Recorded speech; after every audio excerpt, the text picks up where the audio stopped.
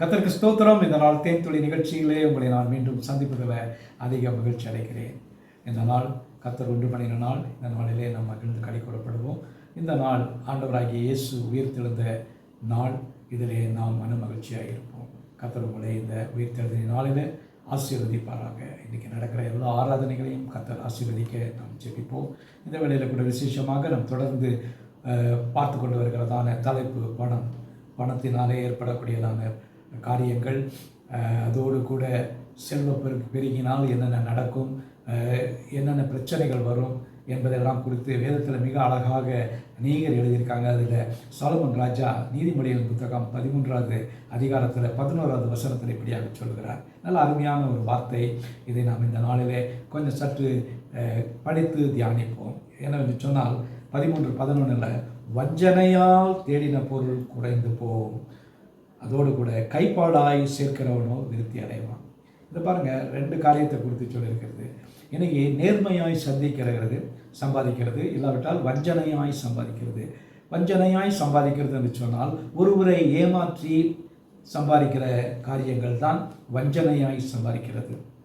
நேர்மறையில் நேரான வழியில் நாம் சம்பாதிக்கிறது இல்லை. எல்லாமே குறுக்கு வழியில் எப்படி நாம் பணக்காரராகுது, எப்படி நம்ம பெரிய நல்ல கோடீஸ்வரர் ஆகணும், பெரிய ஆளாக வரணும், இந்த உலகத்தில் இருக்கணும் என்று பார்க்கிறோம். இதுக்கு மிக முக்கியமான ஒரு காரியம் என்னவென்று சொன்னால் நமக்கு போதும் என்கிறதான மனது இருக்கணும். மற்றவர்களை பார்க்குறோம், பக்கத்து வீட்டில் இருக்கிறவனை பார்க்குறோம், மற்றும் மற்றவரிடத்தில் இருக்கிற பொருள் நமக்கு வேண்டும் என்று நினைக்கிறோம். இவைகளெல்லாம் தேவைதான்.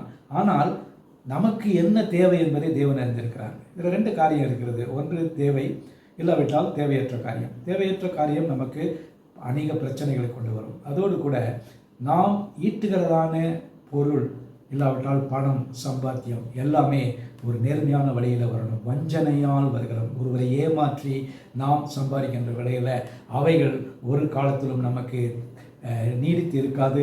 நமக்கு நம்முடைய எல்லா காரியங்களிலும் அது உதவியாக இருக்காது, குறைந்து போகும். கொஞ்சம் கொஞ்சமாக அப்படி சம்பாதிக்கிறதான பணங்கள் குறைந்து போகக்கூடியதாக இருக்கும். விசேஷமாக நாம் பண ஆசை இல்லாதவர்களாக இருக்க வேண்டும். அதோடு கூட வஞ்சனையால் எதையும் சம்பாதிக்கிறவர்களாக இருக்கக்கூடாது. நேர்மையான வழியிலே சம்பாதிக்க வேண்டும். அதோடு கூட கைப்பாடாய் சேர்க்கிறவனும் விருத்தி அடைவான் என்று சொல்லப்பட்டிருக்கிறது. கைப்பாடாய் செய்கிறது தன்னுடைய சொந்த முயற்சியிலே நாம் நம்முடைய பணங்களை ஈட்ட வேண்டும், சம்பாதிக்க வேண்டும். அப்போஸ்தலனாகிய பவுல் சொல்கிறார், அவர் ஊழியம் செய்ததான், ஊழியக்காரராக இருந்தாலும் கூட அவர் சொல்லுகிறார், நான் கைவேலையாக எல்லாவற்றையும் செய்கிறேன். அவருக்கென்று ஒரு தொழில் இருந்தது, கூடார தொழில் இருந்தது. அவர் சும்மா இருக்கவில்லை. அவர் தன்னுடைய தேவைகளை சந்திப்பதற்கு கைப்பாடான காரியங்களை செய்தார் என்று பார்க்கிறோம். பவுலுக்கு தேவைப்பட்டதான கைப்பாடான காரியம் அது கூடார தொழில். என்னென்ன காரியங்கள் செய்ய வேண்டுமோ எல்லாவற்றையும் செய்து கடின முயற்சியினாலே, கை வேலைப்பாடுகளினாலே, கையின் முயற்சியினாலே அவர் சம்பாதித்தார் என்று பார்க்கிறோம். இன்றைக்கி அநேகர் மற்றவர்களை ஏற்றி பிழைத்து சம்பாதிக்க வேண்டும் என்று நினைக்கிறார்கள், வஞ்சனையாக சம்பாதிக்கிறார்கள். அது குறைந்து போகும், இதில் விருத்தி அடையும்.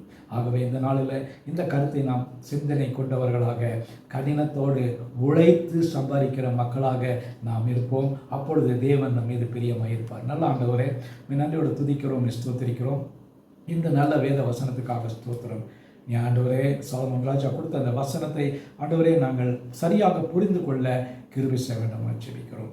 இந்த வசனத்தை ஆசீர்வதியும். இந்த நாளிலே இந்த வசனம் எங்களுக்கு ஒரு ஆசீர்வாதமான ஒரு வசனமாக இருக்க கிருபை செய்யுங்க. மீட்பர் இயேசுவின் நாமத்தில் ஜெபிக்கிறேன் நல்ல பிதாவே. ஆமென், ஆமென். கர்த்தர் உங்களை ஆசீர்வதிப்பாராக. ஆமென்.